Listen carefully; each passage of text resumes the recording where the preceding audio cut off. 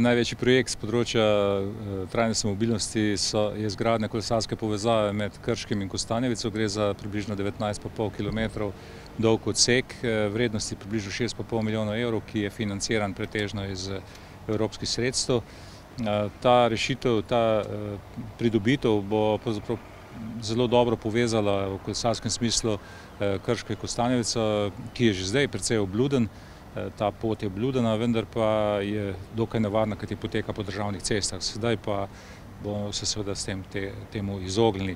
Poleg tega projekta poteka tudi povezava med Brestanico in Kozjim oziroma Senovim in Kozjim. To je sicer investicija, ki izvajamo skupaj z Direkcijo Republike Slovenije za infrastrukturo, oni pa so nosilec te investicije. Pridobitev bo seveda naša in jo bomo mi lahko koristili. V teku je tudi izgradnja kolesarske steze med Brestanico in Ribniki v Mačkovcu, ki sodi v sklop obnove ceste med obema točkama. Projekt trajnostne mobilnosti ni projekt občine Krško, ampak gre za projekt, ki se izvaja pravzaprav na celotnem področju Slovenije in pa seveda tudi širše v Evropi.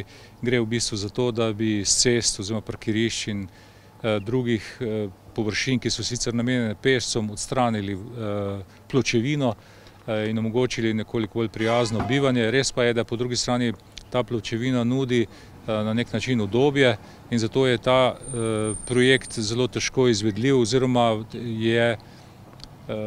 zahteva veliko časa in je dejansko projekt, ki bo potekal še dolgo leta.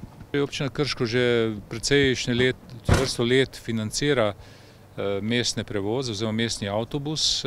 Res, da prvotna frekvenca tega avtobusa ni ustrezala in zato tudi ni bil pretirano obljuden. No, v zadnjem letu smo izvedli kombinacijo šolskih prevozov in mestnega avtobusa, tako da v tistih koničnih časih koristimo tudi šolske avtobuse, da izvajajo te prevoze. S tem smo nekaj povečali frekvenco, po drugi strani pa smo tudi razširili mrežo.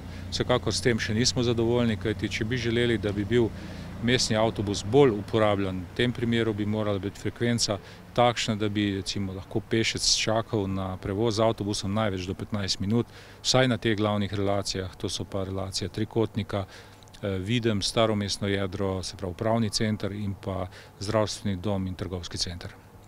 Vsekakor to rešitev bo šla v smeri tudi nabave večjih manjših avtobusov, namesto morda sedaj predvidenega električnega avtobusa, ki naj bi stal nekje okrog 500 tisoč evrov.